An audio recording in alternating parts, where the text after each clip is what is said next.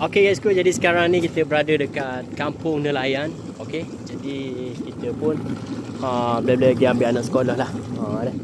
Mami dengan Hero dia ambil abang. Nampak tu? Tu dia guys, alhamdulillah.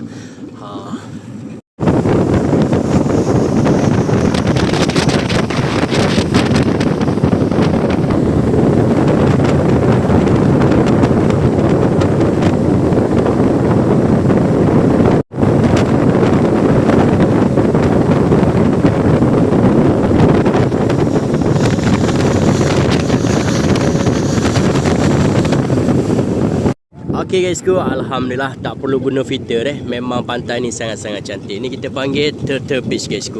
Okey, korang boleh tengok sendiri. Memang sangat-sangat cantik guys. Okey. Jadi bila korang nak mari pulau perhentian, kena singgahlah dekat Turtle Beach ni guys. Alhamdulillah. Okey guys, jadi tak perlu pakai filter lah. Memang dah cantik pantai ni guys. Ni kita panggil Adam Eve ataupun Adam Beach guys. Korang tengok air pun memang sangat-sangat clear water guys. Alright, the lagoon, very nice here. So you can see very clean water. The lagoon, Yamaha Nepolo horsepower. Okay guys, tengok tu, dekat langit tu, macam naga nak naik langit lah. Nampak tu? Korang nampak tak? Sekejap kita zoom Allahu Akbar, ciptaan Allah. Nampak tu? Macam naga lah guys. Okey guys, baru sampai dekat Seringgay Island guys. Jadi korang boleh tengok saya berenang dekat sana. Pagi-pagi dia tak ramai mana orang. Alah, ke tengah hari sikit baru ramai.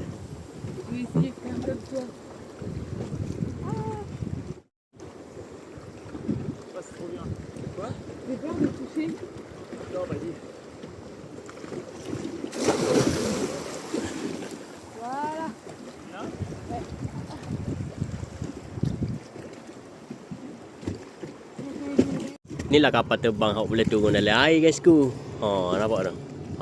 Dia nak mendarat ni.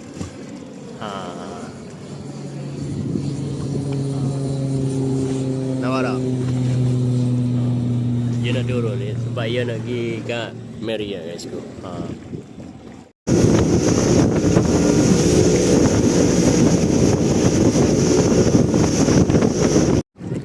Okey, alhamdulillah guys. Hari ni mula nak pergi dekat Rawat Trip, pergi dekat singgah dekat, pergi dekat Seringgay Island guys.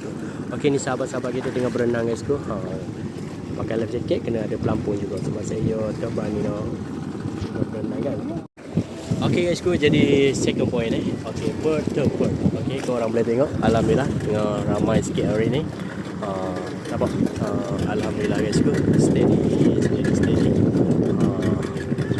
Okey guys, kita last point ni kita panggil Rawa Beach guys. Okey, hari ni korang boleh tengok sendiri suasana hari ni. Boleh snorkeling. Sangat-sangat steady guys. Alhamdulillah. Cuaca bergelur sikit. Nampak? Steady alhamdulillah.